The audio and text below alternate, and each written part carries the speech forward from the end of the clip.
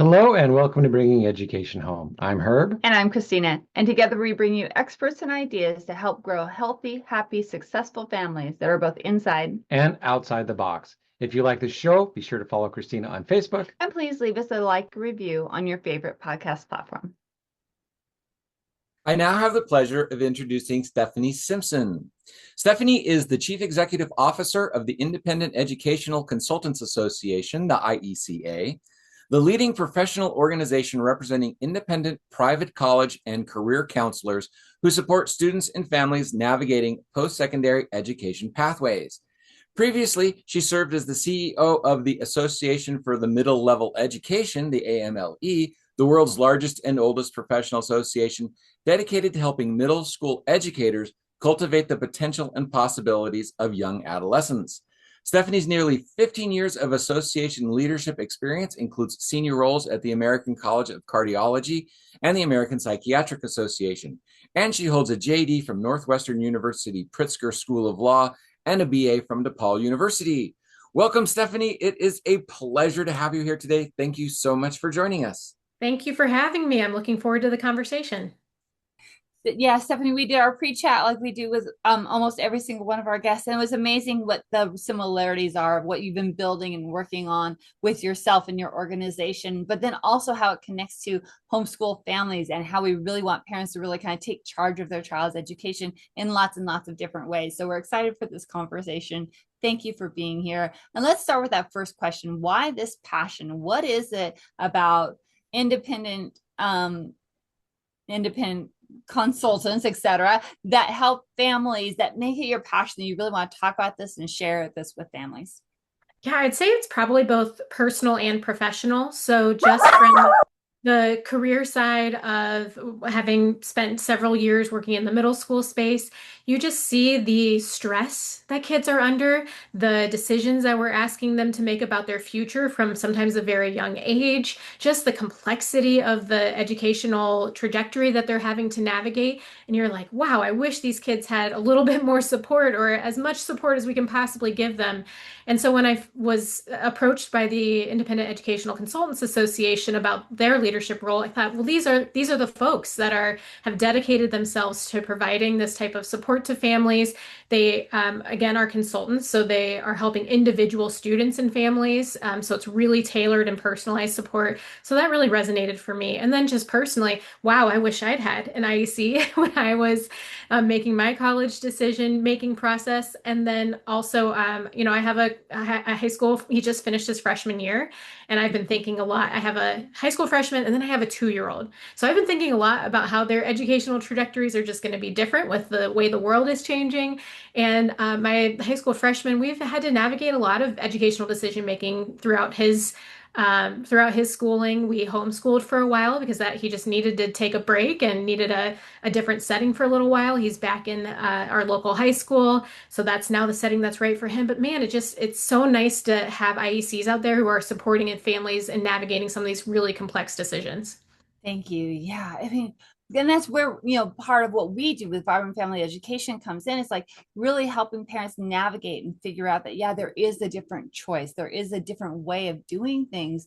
And you don't have to be overwhelmed with everything that's out there. You can actually ask questions. There's people out there to help you. Yeah, I totally would have loved something like that, because the way I picked my college is I had a whole bunch of applications. I pretty much knew that whatever I applied to, I was going to get into. 'Cause I'm kind of smart. And the way I picked my college is I got down to the last 2 applications that I hadn't missed their turn-in date. And I looked at the 2 of them and was like, you know what? I will fill out both of them. And then I filled out the first one and I didn't fill out the second one. I didn't feel like filling out the second one. So they were small liberal arts colleges.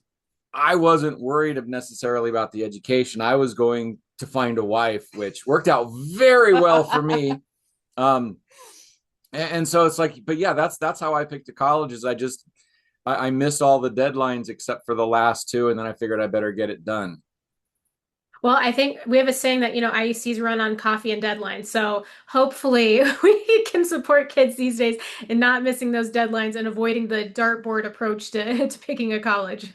Yeah. But also, I mean, things have changed so much in that college application process, like you were saying. I mean, now there's like huge college tours and extra things on scholarships and just like tons and tons of things that when we were picking colleges, that wasn't a thing. I mean, once in a while you'd hear somebody go for a college tour, but mostly it's like you would look it up and get a brochure in the mail and maybe call and talk to somebody, and that was about it. And right? we were also both the first of our family to go to college, so we didn't have a lot of other understanding of that either. So yeah, absolutely. And to your point, a lot of kids are having non-traditional education paths. They might do homeschooling, microschooling, world schooling, whatever it might be. So then when it's time to decide if you want to go to college, it can be really hard to create that transcript to really represent the really broad range of education that you've had. So it can be a fraught process for sure.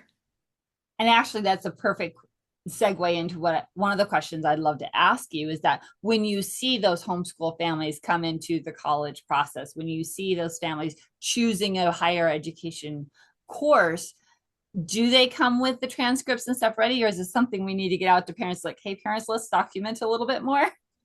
Oh, absolutely. I think every IEC who works with homeschool families would say, please start early.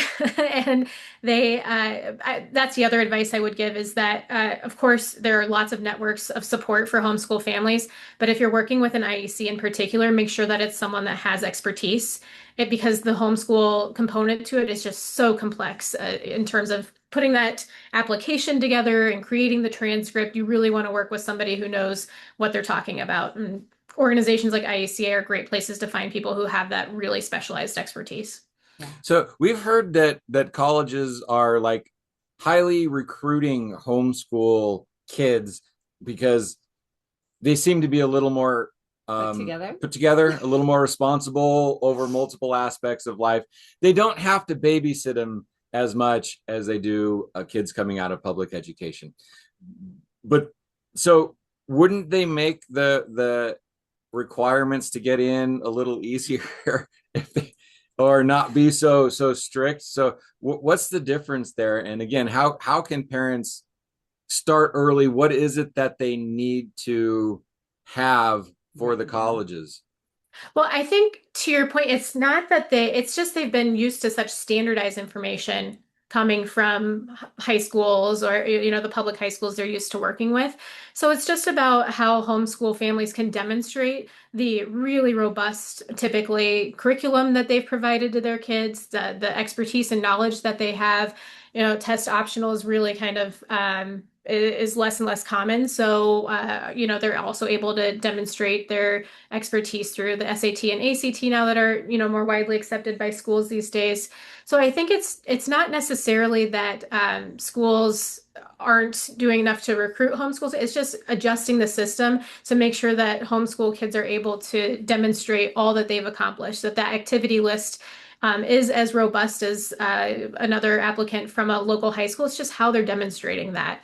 So that's where I think an IEC or some counseling support really helps, is to help translate what they've done in the homeschool environment in a way that makes sense for a college admissions professional who's going to see 90% kids from a traditional high school and a much smaller stack of applications from a homeschool family, if that makes sense. And part of that also is the legal, right? Because we talk to people every single day who don't really understand homeschool. They still think it's just, people just avoiding this education system. But it's like, no, there's so many more layers and different areas to homeschool that it's just not that. So if our general run-of-the-mill people don't understand homeschool per se, right? And then you get into a standardized education system, they're not necessarily going to understand homeschool and what it all meant as well, right? So you have to help those professionals in those admission offices really understand what they're looking at and how it's being laid out. Oh yeah, IECs have those conversations when they're advocating for their homeschool students all the time with admissions officers. And again, that's why this conversation is really helpful for families to have early.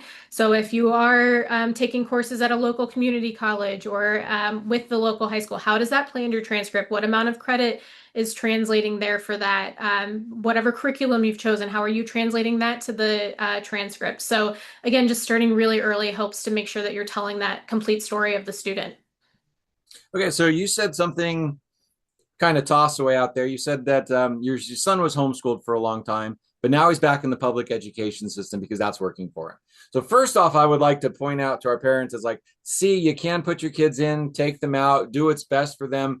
It is not taking them out to homeschool is not like a one time and then you're done. It's like you can fit your situation. Now your son is back in school in high school. How does that affect what the IEC does with like the homeschool sometime, public school sometime? How does that show up in the records, or does that matter? We're like, would it be a good idea to homeschool them and then like put them into high school for 1 year, even though they might be like way ahead of everybody, just to be able to have that on their record to make things easier? Explain that a little bit, because I look for loopholes and things to make things easier at times. So if they haven't been doing that, would sending them to high school for a year help? Yeah, and you mentioned that I have a law degree, so I'm gonna give you the most lawyerly answer ever, and it depends on on the individual kid and their situation. In our case, he just socially just needed a beat to be home and for us to provide that schooling at home for a little while. And then towards the end of middle school, went back to the public school setting and has really thrived there. So to your point, he needed that particular pathway, but because he's just finished his freshman year, so he'll have done all 4 years in high school. So it'll be more of a traditional pathway for him as he looks to apply to colleges. Got it. So what was your impetus to have your child, or actually, when did you pull him out and do homeschooling? Was it from the very beginning, or was it kind of, so he's going to have this journey back and forth?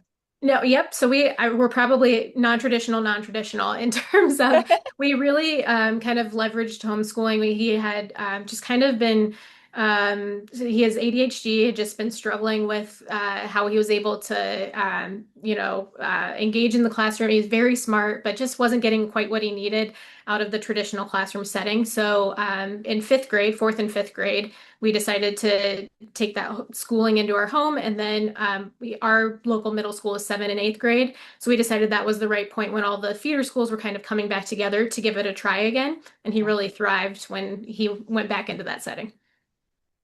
That's cool. Yeah. And it's just one of those things that, like you were saying, is like, you get a point and parents think, like Herb was saying, is like one or the other. Once we're in public school, we have to stay in public school, or once we're homeschooling, we have to homeschool.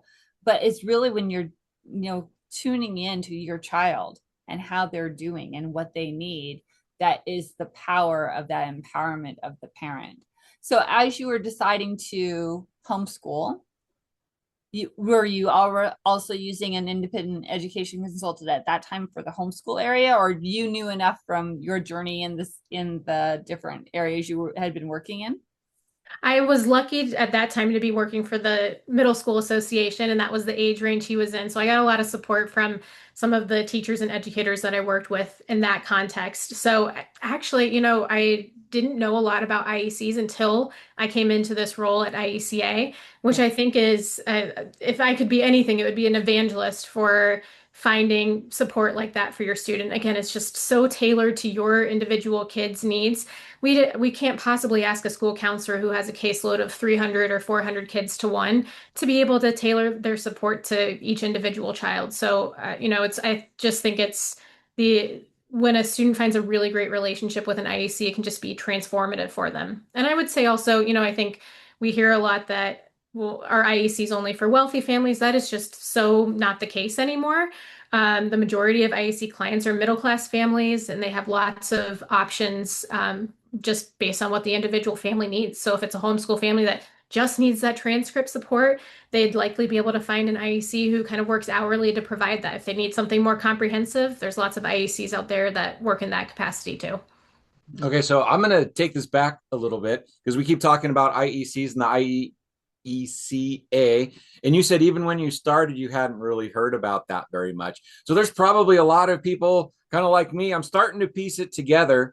But what is an IEC, an individual education consultant, and what is the IECA, and what is it that you actually do? So let's clear that up for the people who are like, well, maybe she. So let's just like nail that down. What is an IEC? And what is the purpose of the IECA? And I love it's actually independent instead of individual. And I love that you had that error because it lets me, we're so bad at telling our own story as an IEC community and of using acronyms instead of really describing to families the services that IECs provide. So IEC is independent educational consultant. I for independent is so important because it means that they do not accept any payment from a program, school, university to place or refer a student. So really unbiased advice. Educational, so they're really supporting throughout the student's entire educational journey. We have some IECs who support K-12 school decision making. We have some IECs who support students who are looking for therapeutic programs who might need a different approach. Obviously, the college admissions process, a lot of IECs support that piece. And then also grad school, med school and law school admissions consultants, past that, even career path consultants who really help students as they're coming out of their programs of study to look at what those first kind of early career moments look like. So truly across the entire educational decision-making process. And then C for consultants, so they're typically engaged directly by the family, or in some cases, a school might engage an IEC to support their counseling services.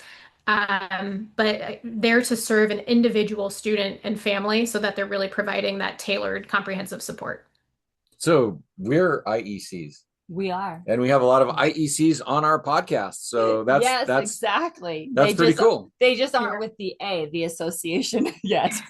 Well, send them my way. We'd love to have them be part of our community because we're really trying to raise awareness of what folks like you and all the people that support kids in these, again, just completely complex educational decision making that they're having to do today. And something you were just talking about is like, the K-12, it's like, if you don't want your child in that public school, what do you do? Do you do a charter school, a private school, a Christian school, etc.? And from what you were just describing, there's people who help families kind of figure that out, right? And pick up something in their area that's a you mean besides us? Besides us. Well, because we tend more towards the homeschooling thing. So sure.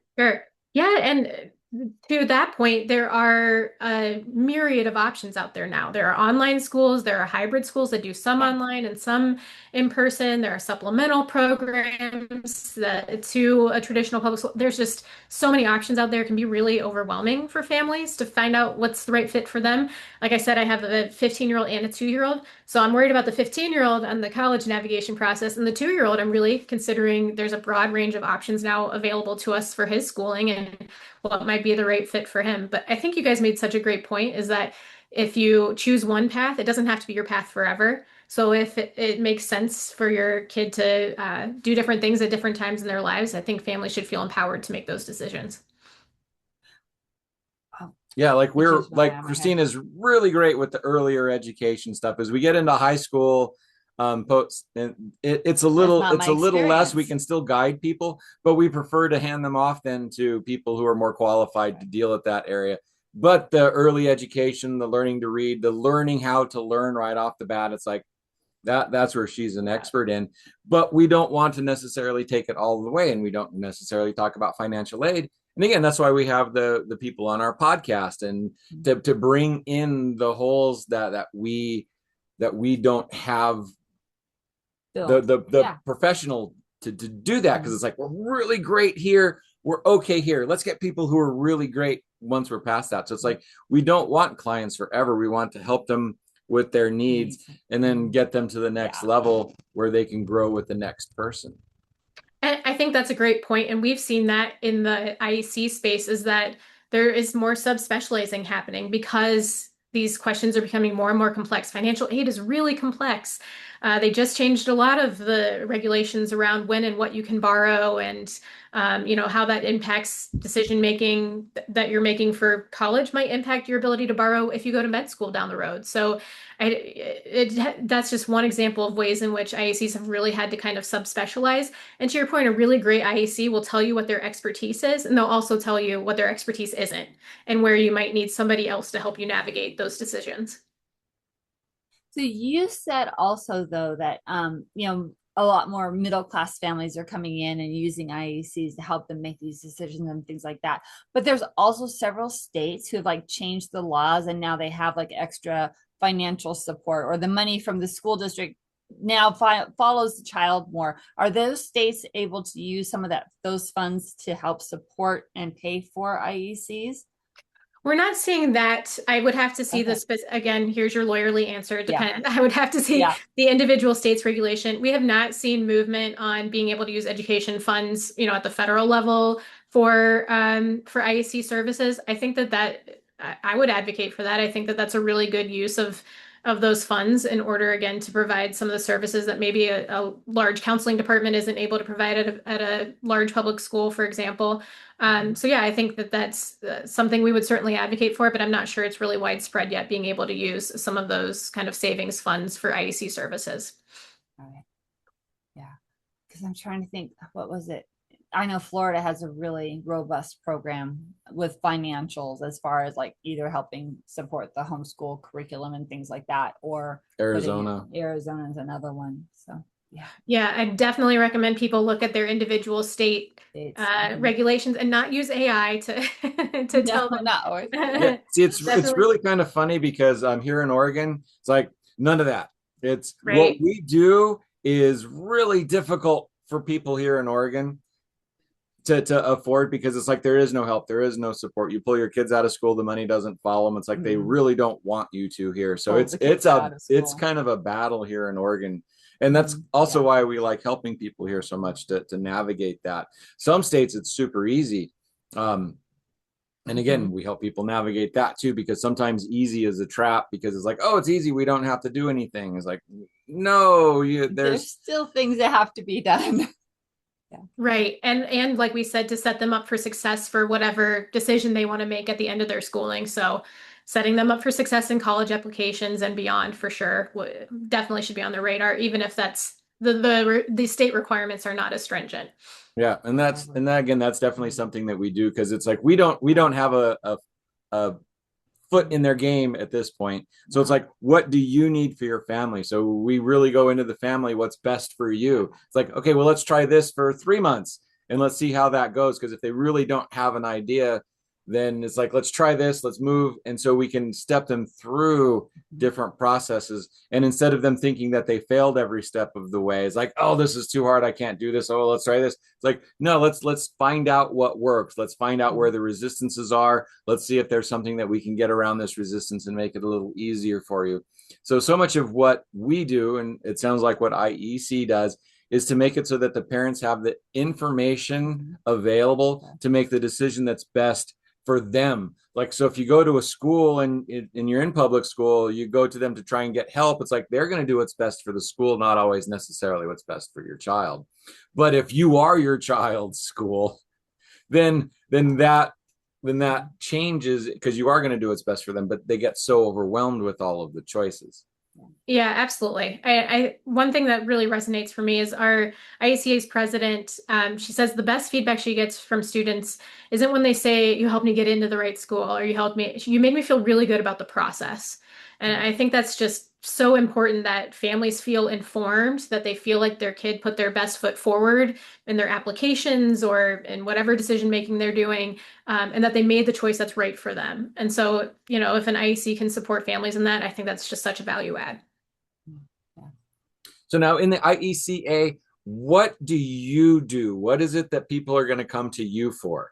Is it like they come to you and you send them off to the people, or do you help them individually? What is your role and what are you doing?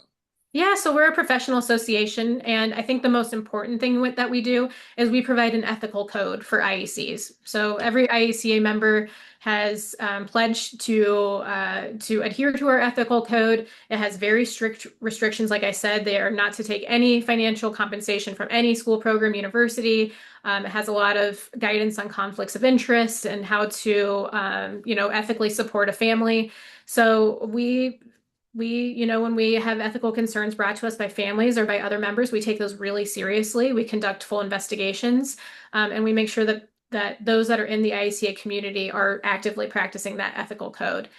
So we have a database of members on our site that families can search through. So we would never recommend a particular IEC. We want families to be empowered to make the right choice for them, but that database gives them more information on IEC so they can find the right fit for them. For example, if they want somebody who specializes in supporting homeschool families. And then we do a lot of professional development for IECs. I just can't emphasize how much expertise that you have to be able to be a really, competent IEC these days. Everything's changing so quickly. The environment is so complex. So it's just so important that they stay up to date on what's happening in the field. Yeah. And that's one of the things that I really appreciated when we talked earlier, is that not only do you have those code of ethics and those, extra things that people can do and learn and keep together, but it also turns into this, this association, this group where people can support each other. And then, oh, I might not be able to help this family with this situation, but I also know in our association, this person is going to be a good fit for them. So those connections are there as well. So, independent educational people aren't just out there on their own, always doing it on their own. Everybody needs some support off and on. So that is wonderful that this group is here. We have a hyperactive, online community, and every day I see looking for referral for homeschool family in Oregon or wherever it might be. So yes, I think when you engage with an IECA member, you're getting the whole community because they really lean on each other to support families in the best way they can. Yeah, because we've been building our own community. We've been building our own platform of experts, but we don't have the standards that you guys do. And so it's like you're a level above us in quite a few ways. And so that's really interesting to hear that, because again, you have what we are in the process of building from the ground up in a different kind of a way. So that's really cool to hear that those are out there like that. Yeah, and this is actually our 50th year in existence. So we only have it because we've matured over several decades of supporting professionals in this field. So I'm sure when you celebrate your 50th anniversary of Vibrant Family Education, you'll have, all the same types of supports that we offer too. Right, exactly. But, to go back to that a little bit, yeah, we don't have the same, standards and support that you do, but at the same time, you can attest to our pre-chat. I was pretty thorough with asking who you are and what you do, and if you'd be a good fit for our show and for who we're talking to. So, and in the same way you'd evaluate an IEC, you want to have that conversation and trust that you know who you're talking to and what expertise they bring. Absolutely. So we said that the IEC is independent education consultants. Do we go into things like nutrition and parenting and the other parts that end up getting, having impact on education, or is it just the choosing of programs and colleges and things like that IECA deals with? You're going to love my answer. It depends. Some educational consultants do have supports like executive functioning, or, support neurodivergent students with some of the behavioral supports that they might need. Others do career exploration services for students and with families. It really depends on the IEC practice. I'd say they're more focused towards the educational decision making, but several of them have expanded the work that they're doing because they just see that it's this big kind of holistic puzzle versus it's not just picking a college. It's instead, am I ready to go to college? Which, what skill sets do I need to be successful there? What courses should I be taking during high school in order to put my best foot forward on my application? So certainly IEC services have expanded over the last several years. But again, they're going to draw on other experts as they see families need support. So if they don't provide nutrition services, that might be something we'll see on our member network as looking for a referral for. Yeah, because that's actually kind of a really interesting thing that we find that so many problems that children have in school that people come to us from aren't really school related.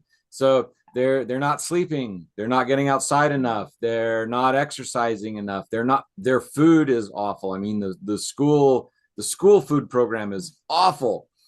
So it's like there are so many human aspects that can be looked at and addressed that will actually resolve a lot of the education issues that we find with parents. So again, that's part of what we're doing, is we're bringing in lots of other experts as well for all aspects of life. Because again, sounds weird, but if a kid doesn't like to go poop every day, then that can seriously affect their education, because they'll get backed up and suddenly they're off the walls or off the rails.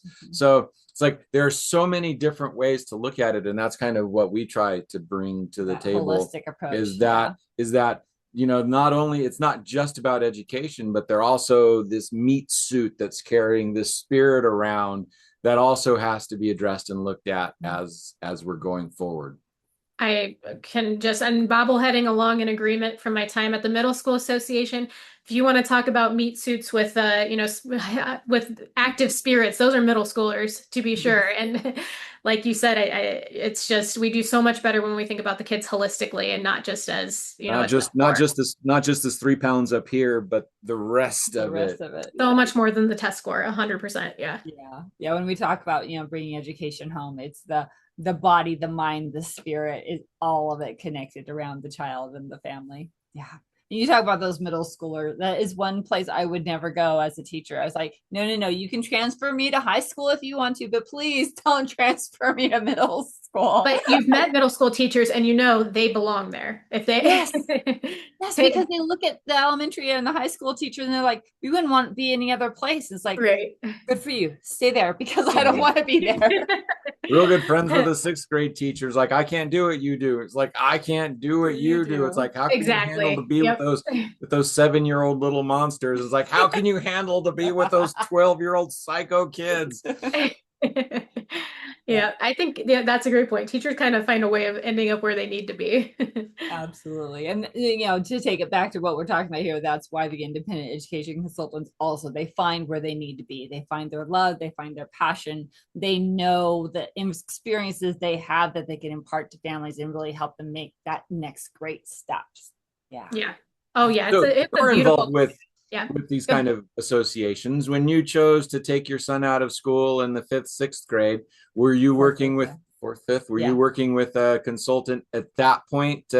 And was it around like a specific issue that, or you don't now have to like be specific, but it's like sometimes it's like kids get bullied and they can't get away from it. Or we took our son out of school for a couple of years because the crowd he was in and he wasn't getting the right kind of education, and he was really hurting when he went to school. So we put him in a different environment, and he really thrived for 2 years. He like rose to the top of the class, and so he's like, I want to go back with my friends.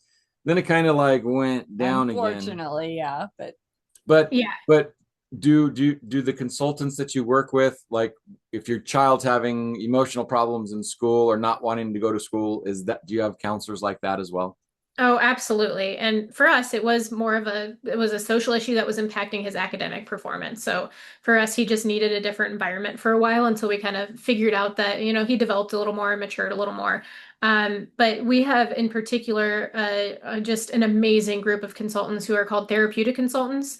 And so a lot of them have some type of clinical background, but many of them also face challenges in their own families or with their own children, just needing a different setting or needing a school that has more of a clinical approach in some instances. So they're really wonderful consultants. And you made me think when you said about some kids just need to get outside more. One of the programs they work really closely with is some of those, outdoor wilderness programs, which just do incredible work with kids who just need a different setting, who just are not going to thrive in sitting at a desk in a classroom all day. So yeah, they're really, and you can find them on our website. Our therapeutic consultants are just do wonderful work with families who just are mesmerized by what the transformation their kids make when they find the right educational setting for them.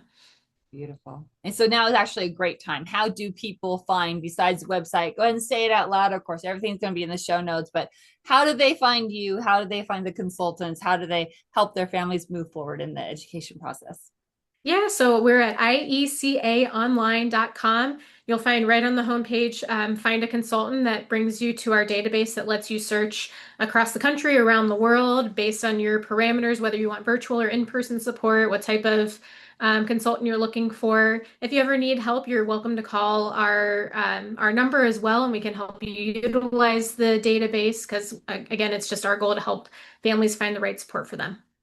Beautiful. And one of the things I remember when I was looking at the website is that you said there's boxes, but you don't have to fill in all the boxes to do a search. You can just type in the name of something. You don't have to put in like the state or the zip code. So that opens it up a little bit more for people who want that like whole country kind of search. Absolutely. Yeah, our search is so robust it can feel a little. We want to make sure we're giving families every filter possible, but you don't have to use any of them. You could just start with a search that says homeschool, for example, and it might give you a list of, consultants that specialize in that area. So yes, if you ever need help navigating it, just give our office a call and we're happy to help.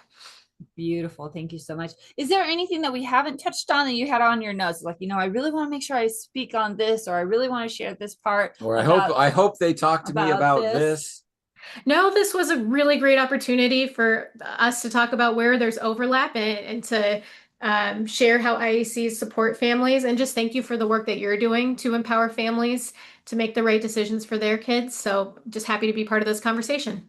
Thank you, Stephanie, so much for being here today, for giving us your insights and really, putting a spotlight on all these people, because there are so many experts and people out there who really want to help families. And then sometimes they don't get found. And so your association is helping them get found, but also just opening this conversation that, yes, parents, it's okay to go find somebody to help you with these decisions because it can be so overwhelming. So thank you again for being here today. Yes, thank you for being here. Again, a lot of parents feel shame. It's like, oh, I should know what to do because I'm a parent now. But just because you know how to have sex does not mean you know how to have a parent be a parent. So again, do not be ashamed. We made lots of mistakes. We have skeletons in our closet. It's like nobody's perfect. But if you can reach out for help, this is a great place to do it. And so many people are afraid to ask, and you are a great cheerleader for the IECA. Thank you for coming on the show today. Thank you for coming and telling our parents what you do and how you help. And I actually hope some of our parents will reach out to you and get more information that they might need. So thank you so much for coming on our show today. Thanks so much for having me. All right, audience, it is time to like, review, and share, because guess what? Stephanie comes and does this kind of stuff to help you take you and your family to the next level. So take the gold nuggets that were shared and put them to use, and then also reach out to people like Stephanie, like the other IECs that are ready to help your family become the best it can be every single day.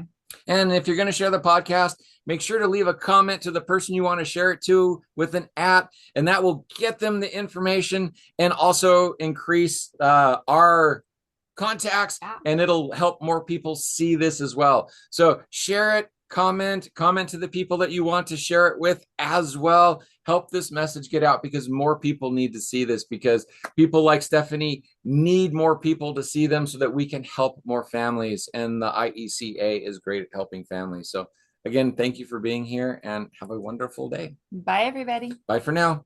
Thank you. Hello and welcome to Bringing Education Home. I'm Herb. And I'm Christina. And together we bring you experts